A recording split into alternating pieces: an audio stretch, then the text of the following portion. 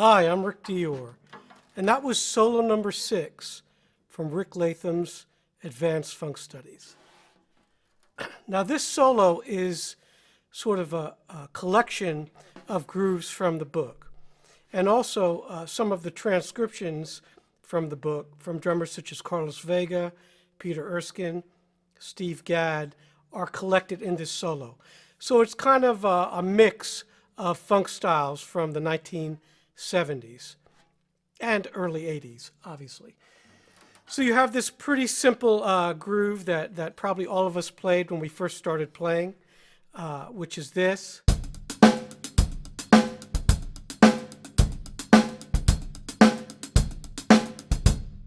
So that's one of the first grooves that I teach my students right after I teach them how to play eighth notes.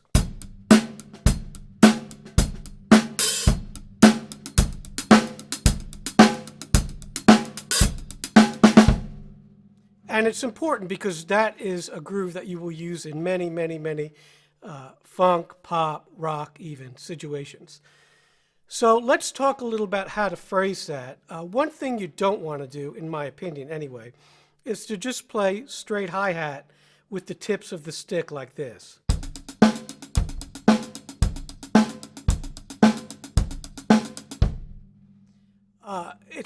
For me, that kind of thing is just a little bit vanilla, a little bit straight. I like to add a little bit of accent, and to do that, I use the shaft of the stick.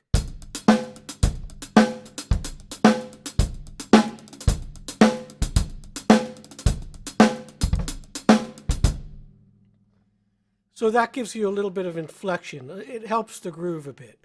All right. Now you can also play with the shaft on every note like this.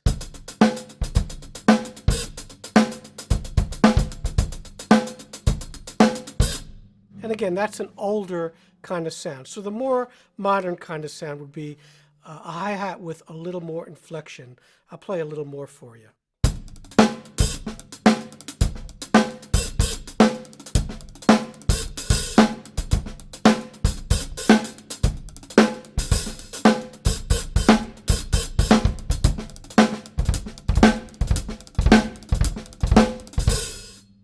So it can go simple to very busy. You need to be tasteful when you use that. The last little bit was for if you're doing kind of a solo. All right, but the whole idea is to vary some open hi-hats in there, some little rudimental rolls, just things to make it interesting to spice up your groove. So you saw I was doing some of that there. Even though it's not necessarily written in the solo, I am adding some hi-hat accents. Now, one little thing for this piece is a couple times you have this figure. And when you have that, it's important not to open the hi-hat too much, like this.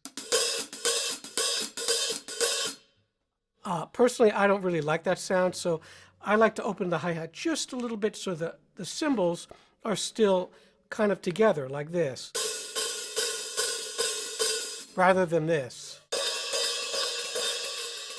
So if they're together, like a little bit, it gives you kind of a grainier sound. And you're not lifting your foot up, but just maybe a ½ inch, or even just releasing the pressure.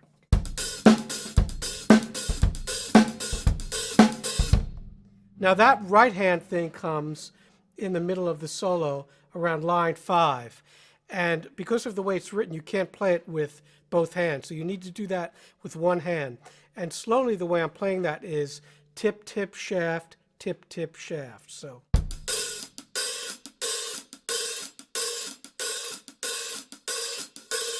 So you'll see an outward motion of my wrist.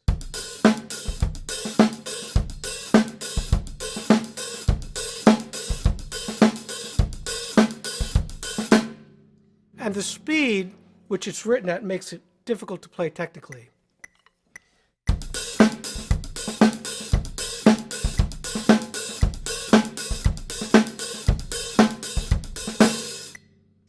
So one way to practice these types of difficult coordination patterns would be to play rhythms under them. The first way just would be to play 2 and 4 on your snare drum with that hi-hat rhythm. And we'll put it on 1/16 so you can hear the tempo. 1, 2, 3, 4.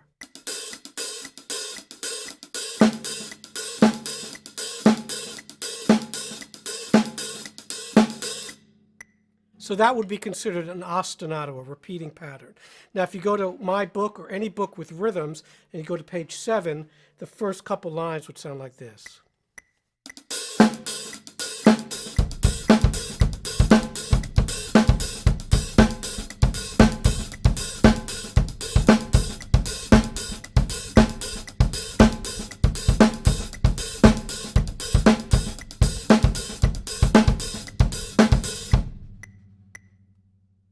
So that's a great way to work on these kinds of issues. Now, if you want to get really fancy, if you have my book, you can go to page 123 and start working on some of those. They're much more notey, so you'd want to start slower.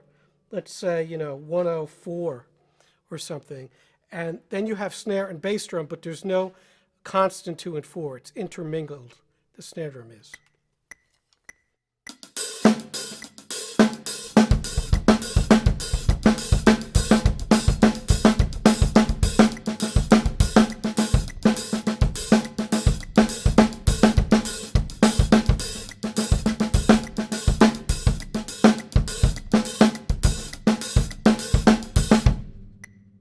So that's also a great way to practice these things. And if you could do that, then the stuff in the Latham book here, solo number 6, would be relatively simple, okay?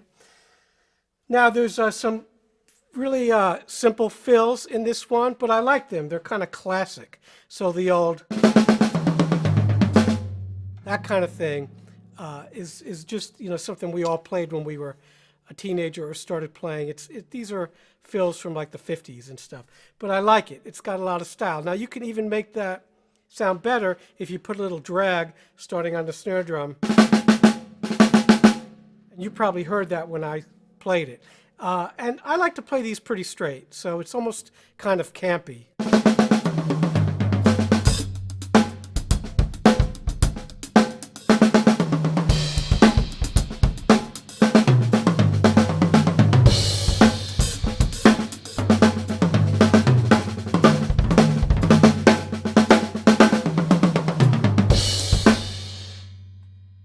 So there you heard it interspersed with some more modern kinds of fills. So, that's something that that's good to learn. And for the older tunes, when you want to mimic that sound, it's perfect. Now, there is a little bit of a tricky spot in this solo, which is really not one of the harder ones in the book. This and number 1 are pretty much the easiest ones. But the one spot that might give you some trouble is line 4, when you have that interspersed coordination with the hi-hat. So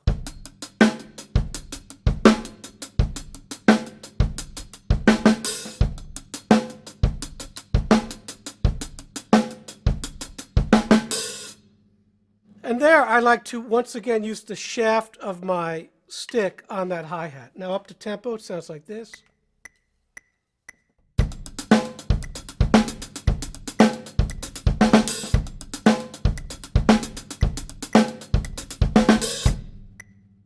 All right, so you're probably going to want to practice that a lot. And then finally, the last couple lines of page 1 has this rhythm. It's a 4-bar pattern.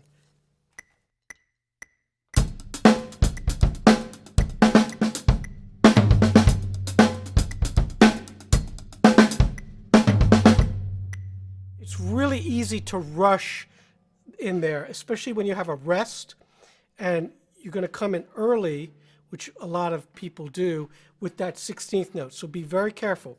The way to practice that is to subdivide your metronome on 16ths, like this.